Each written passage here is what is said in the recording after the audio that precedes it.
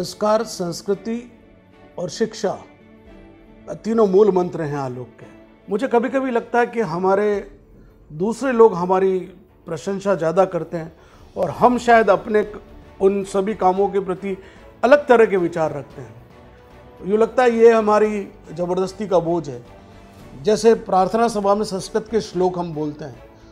अब संस्कृत के श्लोक बोलने से क्या होता है, ये तो आप हमारे विद्यार्थी से ही सुनिए।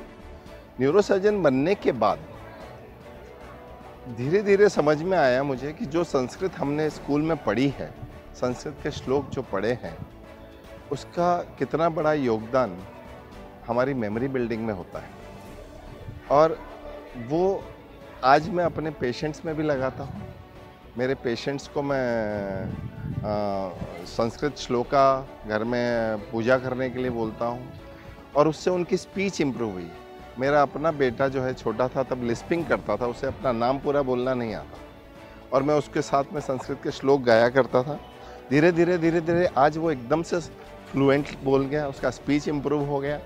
और इतना ही नहीं, ये संस्कृत जो है now it has been scientifically proven that Sanskrit shloka chanting increases memory and cognitive centers in your brain. There are MRI studies which are being present on the website. Net पे आपको मिल जाएगा, बट ये सारी इंफॉर्मेशंस हैं। तो आलोक ने ओवरऑल जो सर्वांगीण विकास जिसको कहते हैं, हम लोग बचपन में भी सुना करते थे, आचार्य जी कहा करते थे, लेकिन वो सर्वांगीण ओवरऑल जो ग्रोथ होती है वो कुछ और ही है। और ये जो है आज हम जो जहाँ पहुँचे हैं वो सब कुछ देन जो है हमारी स्कूलिंग का है। हमारी परंपराओं में से बहुत सी ऐसी श्रेष्ठ परंपराएं हैं जो केवल अब यूँ लगता है कि हम एक लाश को घसीट रहे हैं, उसको जीवंत करने की जरूरत है। मैं सारे अध्यापकों से कहना चाहता हूँ, हमारा अभिभावक संपर्क जो है जीवंतता का प्रतीक है। हमारा समाज में कनेक्टिविटी के लिए अभिभावक संपर्क आज की तारीख में और भी महत्वपूर्ण हो गया है। अब इसी से सुन लीजिए। आलोक में जो पेरेंट्स और टीचर्स का जो मीटिंग होता था, टीचर्स हमारे घर आया करते थे, उसका महत्व हम आज बड़े होने के बाद समझ में आता है। जब हमारे आसपास हम देखते हैं कि बच्चा स्कूल में तो परफॉर्म कर रहा होता है, लेकिन घर पे जा कर के उसका सिनेरियो क्या है ये स्कूल को कुछ पता नहीं होता। लेकिन अगर टीचर्स जब पेरेंट्स से मिलते हैं तो टीचर्स को अगर पता लगता है कि नहीं, पेरेंट्स घर में जा कर के उस बच्चे के साथ में कुछ और ही हो रहा है, पेरेंट्स आपस में झगड़ रहे हैं और उस कारण से उस बच्चे का परफॉर्मेंस ख़राब हो रहा है, तो इवन टीचर्स हमारे बहुत सारे परिवारों को, बहुत सारे बच्चों की ज़िंदगियों में एक बहुत बड़ा इम्प्रूवमेंट ला सकते हैं, बहुत बड़ा बदलाव ला सकते हैं। उन परिवारों को बचाया जा सकता है, उन परिवारों के अंदर एक चेंज लाया जा सकता है। उनको जो आज दोनों पेरेंट्स जॉब कर रहे हैं और उसमें जॉब करते हुए फीमेल इंडिपेंडेंट होना चाहती है और वहाँ पर एक छोटी छोटी बातों को लेकर के इश्यूज हो जाते हैं, उसको बड़ा बन जाता है और उस बच्चे के ऊपर जो करियर पे अफेक्ट करने लगता है।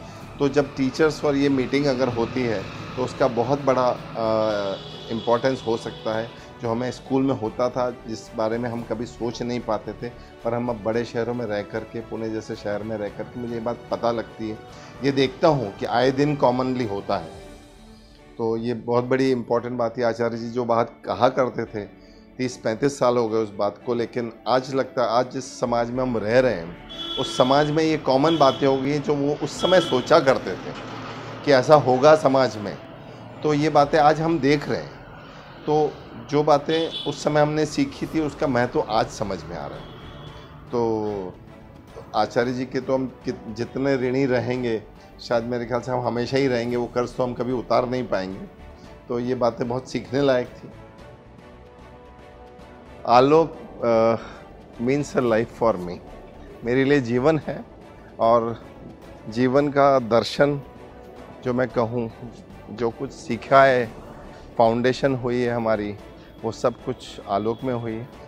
जो आज तक हम उसके फल भोग रहे हैं और अपने बच्चों को, नेक्स्ट जनरेशन को पास ऑन कर रहे हैं, यही वो बास्केटबॉल ग्राउंड हुआ करता था। ये नल के उसमें पानी पिया है हमने, इंटरवल में 10 मिनट के इंटरवल में इन नलों में हम पानी पिया करते थे। और ये स्कूल के बाद भी बास्केटबॉल खेला करते थे, वही क्लासेस वही सब कुछ। बास्केटबॉल कोर्ट था, बन चुका था और यहाँ हम खेलते थे बास्केटबॉल। अच्छा। हाँ बिल्कुल खेलते थे। कहते हैं कि हमेशा किसी बच्चे की लाइफ में कोई टीचर जो है ना एक बहुत बड़ा बदलाव कर लेता है।